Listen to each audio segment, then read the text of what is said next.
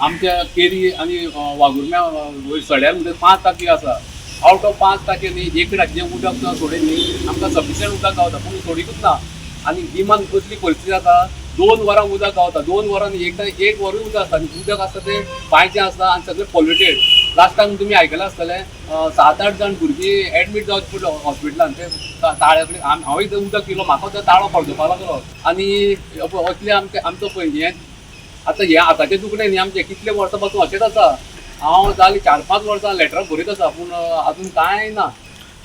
कितले वरां उदक येता? आमकां येता एक्चुअली 2 वरां 9 ते 11 उदक आसता आनी गिमान मागीर ते 9 ते 10 आसता आनी तेवूय बांयचें सुट्टा न्ही तें खारट उदक पिवपाचें लायकीन न्ही मनशाचें.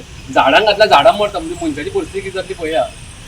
सावयवेरें कितली एरिया एफेक्टेड आसा? सावयवेरें कंप्लीट वागुर्म्या वेऱ्यां सावयवेऱ्यां सांगवाळे वेलगाची सगळे हांकां हो प्रॉब्लेम आसा उदकाचो. आनी टँकरांनी उदक आमचो पळय न्हंयचो झऱ्यांचो तळ्यांचो गांव तरी पूण आमी अशें टँकराचें उदक खावचें पडटा नाजाल्यार तें बांयचें खाता तें पॉल्युटेड उदक. लोक सगळे सीक पडटा.